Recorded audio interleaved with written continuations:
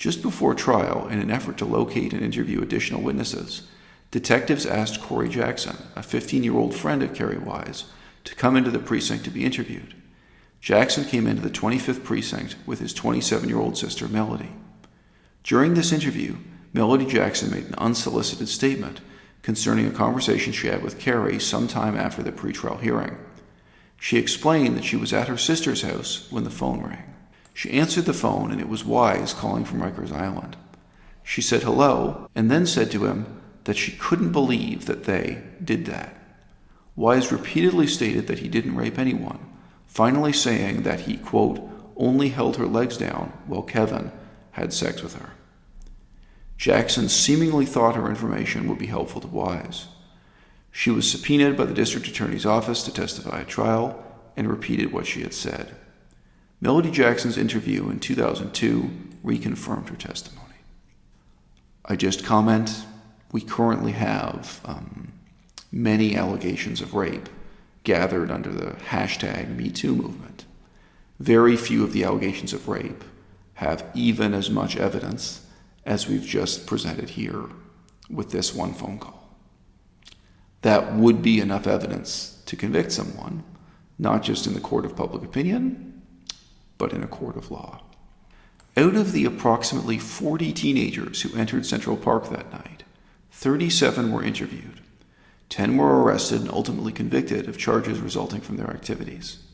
5 of these 10, the defendants, were charged with the assault and rape of the female jogger, the assault of John Laughlin, the assault on David Lewis, and a riot charge. All but Kerry Wise were convicted of assault, riot, robbery, and rape. Kerry Wise was convicted of assault, riot, and sexual abuse.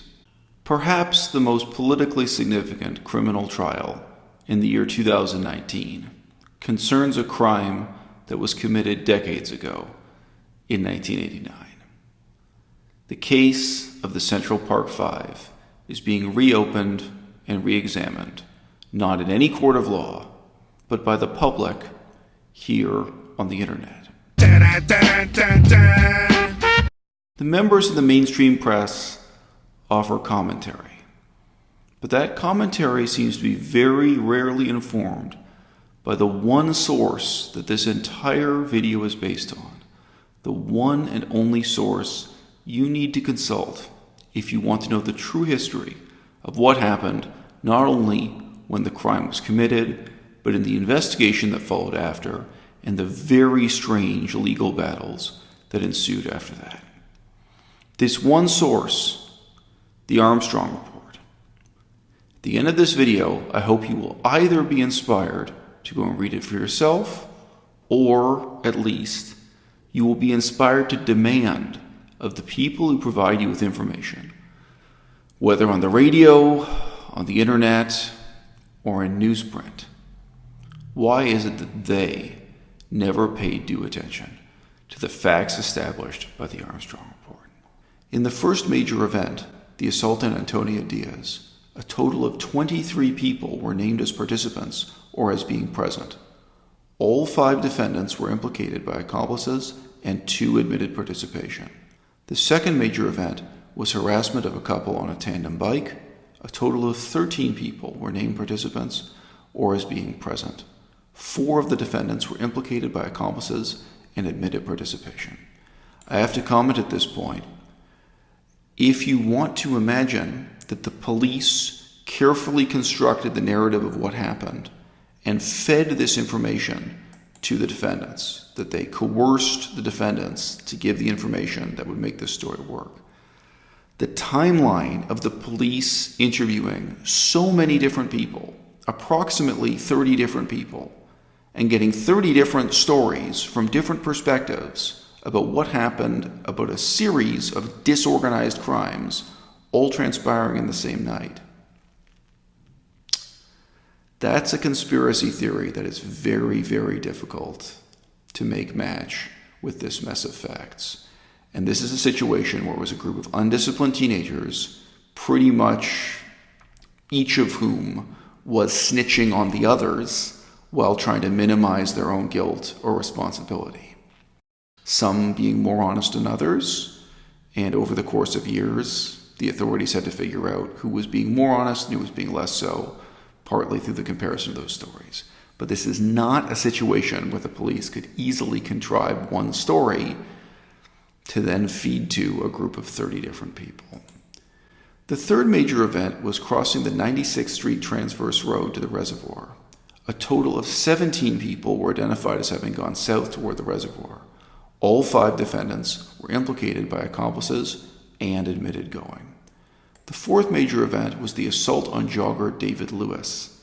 A total of 11 people were identified as participants or as being present. 4 of the defendants were implicated by accomplices, and 1 had admitted participation. The fifth major event was the assault on jogger John Laughlin, who was very badly beaten. A total of 19 people were identified as participants or as being present. All 5 defendants were implicated by accomplices, and 3 admitted participation. Whatever conclusions may be reached regarding Matias Reyes' claims that he raped the female jogger alone, emphasis on the word alone, there seems to be no reason to believe that the defendants were innocent of the other crimes for which they were convicted, crimes committed on the same day. Again, if you in the audience want to believe that some of the confessions were false to some extent, even that has to be seen in this context of having so many serious charges rolled up in a ball. In terms of human psychology and common legal practice, when people do confess to crimes they didn't commit, one context that happens in is when they've committed many other crimes and are already facing many years in prison, and those charges are all rolled up in a ball, so to speak. However, I think if anyone reads the full report, I think it's very, very difficult to convince yourself that there's any possibility that any of the Central Park Five are innocent in any meaningful sense of the term innocent. Before we get into the details, there are 2 important clarifications to set down. Number 1, wrongly convicted does not mean innocent, especially not when police misconduct is involved. The more the police are guilty of misconduct, the more irrelevant it is to the guilt or innocence of the people on trial that the case is thrown out of court or that the conclusions of the trial were later invalidated. So if you believe the police did something wrong in, for example, interrogating the witnesses, interrogating the suspects, that in itself actually does not exonerate the suspects in any way. It's very easy for people to lose sight of that fact. If the interrogations were carried out improperly, that still doesn't mean the people being accused were innocent. Number 2, one politically motivated myth may be replaced by another equally misleading politically motivated mythology. Even if you believe that someone like Donald Trump is untrustworthy, that does not make Whoopi Goldberg trustworthy. The story that Whoopi Goldberg is telling, which is simply DNA evidence doesn't lie, therefore these 5 men are completely innocent, therefore Donald Trump is wrong and evil and bad and terrible. Do you think that Whoopi Goldberg has done the little bit of reading, the 40 pages of reading that I did in preparing this video? Do you think that Whoopi Goldberg has read the Armstrong report? I don't. I also don't believe that Donald Trump has read the Armstrong report. Donald Trump may be wrong about many, many things. If Donald Trump is right about this, I guess it's just his dumb luck, or he asked the opinion of some lawyer in New York City who knows more than he does. It's terrifying to me that the small number of people I trust in the mainstream media, people whose opinions I care about, like DJ Vlad here, have completely jumped on the bandwagon of trying to present the Central Park Five as heroes without doing the little bit of fact-checking that I've done in preparing this YouTube video to present to you now. Some of the defendants have repeated their admissions of guilt. Santana testified at a parole hearing in 1994. He admitted that he and his friends planned to go to the park that night to rob and assault people. He stated that about 7 or 8 friends devised the plan. They were prepared to attack whoever they encountered that night in the park. Santana reiterated that they had let one, a couple, go because the man was with his girlfriend. Santana also admitted to beating a man. He denied only the rape. When McRae went before the parole board in November 1994, he admitted all of his crimes except for the rape of the female jogger. 2 of the defendants, Raymond Santana and Kevin Richardson, during interviews conducted by detectives in 2002, admitted their participation in the assaults that did not involve the jogger. When you imply they must have done something anyway, you're saying, I don't care that they didn't do it. So if you don't care they didn't do it, why? Why? If it was his kids, if it was Ivanka and Don Jr., do you think he would say, I don't care that they didn't do it? I don't care, both sides, there's 2 sides to this, there's 2 sides to it. No, of course not. He views certain people as above the law, and it doesn't matter what they do, and they can get away with anything.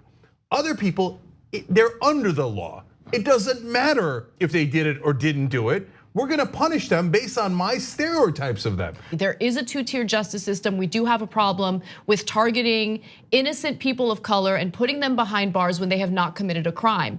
And what that does is not only ruin their lives, but it also allows the real culprit to go out there and commit more crimes, more rape, more murder, and that is certainly what happened in this case. That is absolutely what happened in this case, and we talked about it earlier this week. That is exactly what happened in this case. There's a young woman and 2 young men who don't have their mother anymore because the real Central Park attacker went on to kill their mother because he was a serial rapist whose DNA was at the crime scene.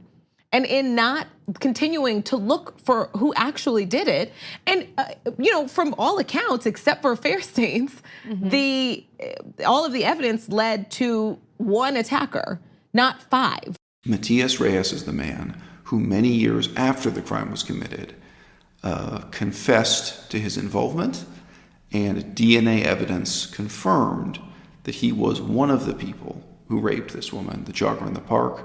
However, the DNA evidence does not confirm that nobody else raped her. The DNA evidence does not indicate that nobody else was guilty of the crimes that they in fact confessed to, and that again, a complex network of about 30 witnesses all identified and implicated different people involved at different stages of this sequence of crimes, sequence of assaults involving 1 rape, all transpiring on the same night, all with multiple witnesses, all with multiple participants. I just note, because it's not the focus of this video, the testimony of Matias Reyes, which is all covered in the same report, it's deeply incoherent. In some places, it's just incorrect. In other places, it's either implausible or actually impossible.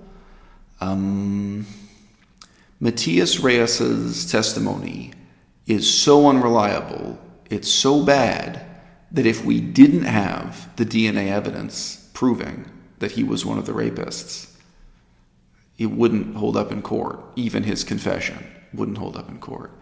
So there's a great deal that's self-evidently wrong with the testimony provided by Matias Reyes, and several experts testify that he is insane, a psychopath. He's also a murderer and rapist.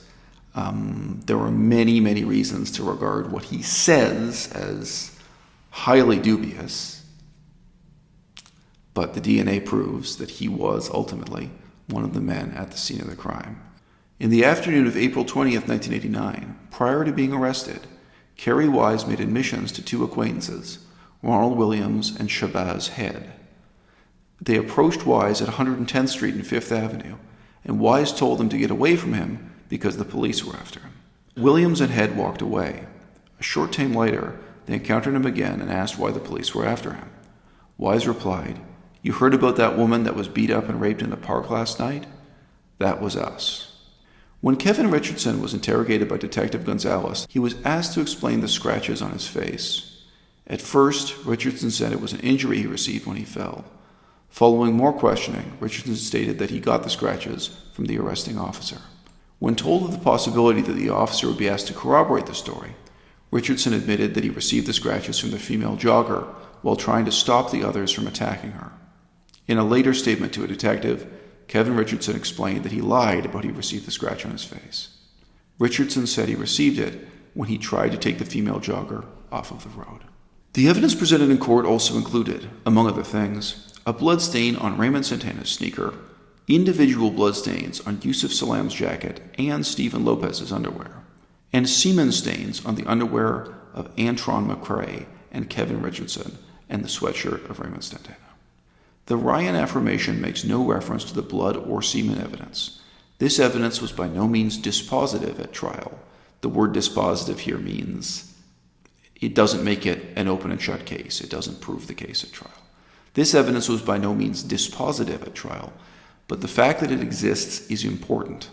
For instance, it contradicts various reports that no blood was found on any of the defendants. In sum, the new test results establish that Matias Reyes is the previously unknown source of the semen found on the female jogger and her clothing. They do not prove that the other defendants, known as the Central Park Five, could not have participated in the attack. Coming to the conclusion, we adopt the view that the most likely scenario for the events of April 19, 1989, was that the defendants came upon the jogger and subjected her to the same kind of attack, albeit with sexual overtones, that they inflicted upon other victims in the park that night. Perhaps attracted to the scene by the jogger's scream, Reyes either joined in the attack as it was ending or waited until the defendants had moved on to their next victims before descending upon her himself, raping her, and inflicting upon her the brutal injuries that almost caused her death. Concerning the crimes other than the rape of the female jogger, two of the defendants reaffirmed their guilt for these crimes at parole hearings, and one of these, together with a third, did so in 2002 after Reyes came forward to make his confession. Moreover, 4 other individuals who had pleaded guilty to the assaults implicated the defendants in these crimes in their interrogations or recorded statements. So I ask you first and foremost, the Armstrong report, who do you think read it? Not Donald Trump, not Ava DuVernay, not Whoopi Goldberg. And then if I ask who wrote it, well, this is lawyer Michael F. Armstrong, and this is former New York police officer Jules Martin. Am I, for my part, a little bit biased against Ava DuVernay? Yes, I am, but not just because she happens to be wrong about many of the facts and ethical claims that she's made in her latest hit movie concerning the Central Park Five. I'm actually biased against her just because she lacks precisely the sort of background that people like Michael Armstrong and Jules Martin have in putting together their meticulously researched report. Ultimately, I am biased against Ava DuVernay precisely because she is a double BA major in English Literature and African American Studies from UCLA. I genuinely do not think she has the education or experience to deal with the type of complex, dense, and conflicting information that you need to analyze and put together in a responsible way to understand what happened on the night in 1989 when in Central Park numerous people were assaulted, beaten, and one woman was brutally raped. Finally, the Armstrong report. Why did people ignore it? I think that the value of the report is so obvious. The evidence presented by it is so overwhelming, it's so conclusive, that it's being ignored today simply because it had the misfortune to be published way back in January of 2003. It simply came out at a time when the public was not paying attention, and today, when they are paying attention, the message offered by the report is one that everyone seems to want to sweep under the rug.